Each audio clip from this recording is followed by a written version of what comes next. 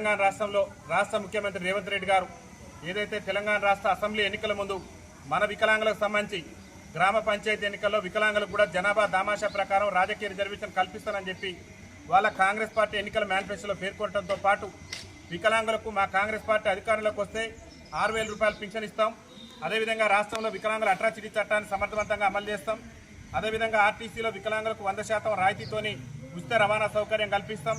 అదేవిధంగా వికలాంగులకు సంబంధించి ఈ రాష్ట్రంలో బ్యాక్లాగ్ ఉద్యోగాలను భర్తీ చేస్తాం, అదేవిధంగా వికలాంగుల సంక్షేమ శాఖను ప్రత్యేక శాఖగా ఏర్పాటు చేసి వికలాంగుల సంక్షేమ శాఖకు ప్రత్యేక అధికారులు నియమిస్తామని చెప్పేసి కాంగ్రెస్ పార్టీ ఎన్నికల మేనిఫెస్టోలో పేర్కొన్నటువంటి రాష్ట్ర ముఖ్యమంత్రి రేవంత్ రెడ్డి గారు మన వికలాంగుల ఓట్లు వేయించుకొని మేనిఫెస్టోలో హామీల వర్షం కురిపించిండు. హామీల వర్షం కురిపించినటువంటి నేపథ్యంలో సరే మన సమస్యలు పరిష్కరిస్తాడేమో, మన పింఛన్ 6,000 రూపాయలు చేస్తాడేమో, మనకు ఉచిత రవాణా సౌకర్యం కల్పిస్తాడేమో, స్థానిక సంస్థల ఎన్నికల్లో మనకు కూడా రాజ్యాధికారం కల్పిస్తారనేటువంటి సంకల్పంతో మన వికలాంగులందరూ కూడా గంప గుర్తుగా ఓటేసి రేవంత్ రెడ్డిని ఇవాళ ముఖ్యమంత్రి చేస్తే దాదాపు 20 నెలలు పూర్తవుతుంది. 20 నెలల పరిపాలనలో కనీసం 20 నిమిషాలు కూడా ఈ రాష్ట్ర ముఖ్యమంత్రి మన సంక్షేమం గురించి కానీ మన అభివృద్ధి గురించి కానీ మనకిచ్చినటువంటి హామీల గురించి కానీ ఆలోచన చేయకుండా మన పట్ల వివక్ష ప్రదర్శిస్తున్నటువంటి నేపథ్యంలో మనందరం కూడా చైతన్యం కావాలి. మనందరం కూడా రాజ్యాధికారం కోసం ముఖ్యంగా కాంగ్రెస్ పార్టీ ఏసీసీ ఎన్నికల మేనిఫెస్టోలో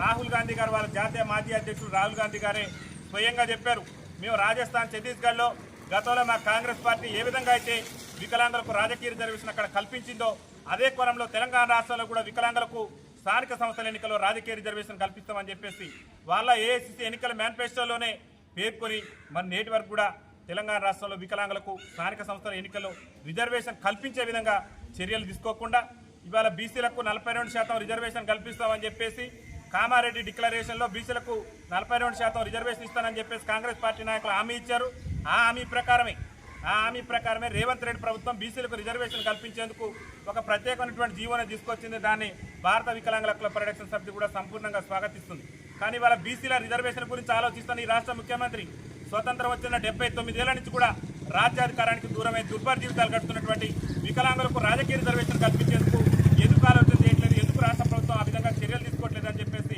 భారత వికలాంగుల హక్కుల పరిరక్షణ సమితి రాష్ట్ర కమిటీ పక్షాన ఈ బురకచర్ల వేదిక నుంచి రాష్ట్ర ముఖ్యమంత్రి గారు ప్రశ్నిస్తున్నాం. ఖబర్దార్ రేవంత్ రెడ్డి గారు, మీరు ఎన్నికల్లో చెప్పిన విధంగా మీ ఎన్నికల మేనిఫెస్టోలో పేర్కొన్న విధంగా స్థానిక సంస్థల ఎన్నికల్లో మా వికలాంగుల కనుక రాజకీయ రిజర్వేషన్ కల్పించిన తర్వాతనే ఈ తెలంగాణ రాష్ట్రంలో మరి స్థానిక సంస్థల ఎన్నికలు నిర్వహించాలి. మాకు గనక రిజర్వేషన్ కల్పించకుండా స్థానిక సంస్థల ఎన్నికలు కనుక రాష్ట్ర ప్రభుత్వం వెళ్తే మాత్రం మీ అస్సాం పార్టీని మీ జై పార్టీని అంతం చేసే విధంగా భారత వికలాంగుల హక్కుల పరిరక్షణ సమితి ఈ బురకచర్ల నుంచే ఉద్యమ కార్యాచరణ రూపొందిస్తుందని చెప్పేసి ఈ సందర్భంగా తెలియజేస్తూ మీరు స్థానిక సంస్థల ఎన్నికల్లో వికలాంగులకు రాజకీయ రిజర్వేషన్ కల్పించేందుకు ముఖ్యమంత్రి ఇప్పటికైనా ముందుకొచ్చి వెంటనే తెలంగాణ రాష్ట్ర అసెంబ్లీని ప్రత్యేకంగా సమావేశపరిచినా సరే స్థానిక సంస్థల ఎన్నికల్లో వికలాంగులకు రిజర్వేషన్ కల్పించే విధంగా ప్రత్యేకమైనటువంటి జీవోని తీసుకురావాలి. ఎందుకంటే రాష్ట్ర ముఖ్యమంత్రి గారు చెప్తున్నాడు, మేమేం కోరుతున్నాం, మా వికలాంగుల సంఘాలు మాకు పంచాయతీ నుంచి మొదలు పెడితే పార్లమెంట్ వరకు రిజర్వేషన్ కావాలన్నాం. మీరు ఏఐసిసి ఎన్నికల మేనిఫెస్టోలో పంచాయతీలు మేము ఇస్తామన్నారు. పంచాయతీ అంటే రాష్ట్ర ప్రభుత్వ పరిధిలోనే ఉంది, అంటే రేవంత్ రెడ్డి ప్రభుత్వం చేతిలోనే ఉంది,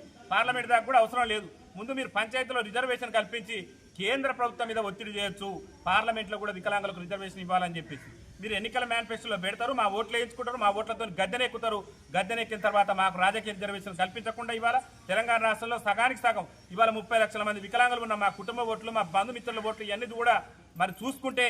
గవర్నమెంట్ దించాలన్నా గవర్నమెంట్ తీసుకురావాలన్నది వికలాంగుల వల్లనే సాధ్యమవుతుందన్న విషయాన్ని రాష్ట్ర ముఖ్యమంత్రి రేవంత్ రెడ్డి గారు గమనించాలి. ముఖ్యంగా కాంగ్రెస్ పార్టీ నాయకులు కూడా ఎమ్మెల్యేలు కానీ మంత్రులు కానీ ఆలోచన చేయండి. వికలాంగులకు ఏం హామీలు ఇచ్చినాం, మేనిఫెస్టోలో 29 అంశాలు మరి మీరు హామీలు ఇచ్చారు. ఒక్కటంటే ఒక్క హామీ కూడా 20 నెలల పరిపాలనలో నెరవేర్చినటువంటి కాంగ్రెస్ పార్టీని ఇంటిబాట పట్టించే విధంగా మా యొక్క ఉద్యమ కార్యాచరణ తీసుకుంటాం. దయచేసి రాష్ట్ర ముఖ్యమంత్రి ఇంటిబాట పట్టించక ముందే, కాంగ్రెస్ పార్టీని కనుమరుగు చేయకముందే మాకు ఇచ్చిన హామీలు నెరవేరిస్తే కాంగ్రెస్ పార్టీ భవిష్యత్తు ఉంటుంది. లేకుంటే కాంగ్రెస్ పార్టీని ఖతం చేసే విధంగా మా భారత వికలాంగుల హక్కుల పరిరక్షణ సమితి తెలంగాణ రాష్ట్ర వ్యాప్తంగా పెద్ద ఎత్తున ఉద్యమ కార్యాచరణ తీసుకుంటామని చెప్పేసి ఈ సందర్భంగా తెలియజేస్తూ మరి బుర్కచర్ల గ్రామాల్లో ఈ సమావేశాన్ని ఏర్పాటు చేసినటువంటి జిల్లా సీనియర్ నాయకులు ఉపనూతల నరసయ్య గారికి, జిల్లా మహిళా నాయకురాలు మన అక్క మహిళా నాయకురాలకి గారికి, అదే వీరమ్మ గారికి, అదేవిధంగా గ్రామశాఖ అధ్యక్షులైనటువంటి పేరెల్లి యేసు గారికి, అదేవిధంగా ఈ సమావేశంలో పాల్గొన్న సురేష్ గారికి, రాష్ట్ర నాయకత్వానికి, జిల్లా నాయకత్వానికి అందరికీ పేరు పేరున రాష్ట్ర కమిటీ పక్షాన ధన్యవాదాలు తెలియజేస్తూ వికలాంగుల ఐక్యత కల్పించాలి, స్థానిక సంస్థల ఎన్నికల్లో వికలాంగులకు రిజర్వేషన్ కల్పించాలి, స్థానిక సంస్థల ఎన్నికల్లో వికలాంగులకు రాజకీయ రిజర్వేషన్ పెంచాలి. వికలాంగుల పెన్షన్లు 6,000 వెంటనే పెంచాలి. వికలాంగుల పెన్షన్లు 6,000 వెంటనే భర్తీ చేయాలి. వికలాంగుల బ్యాక్లాగ్ ఉద్యోగాలను వెంటనే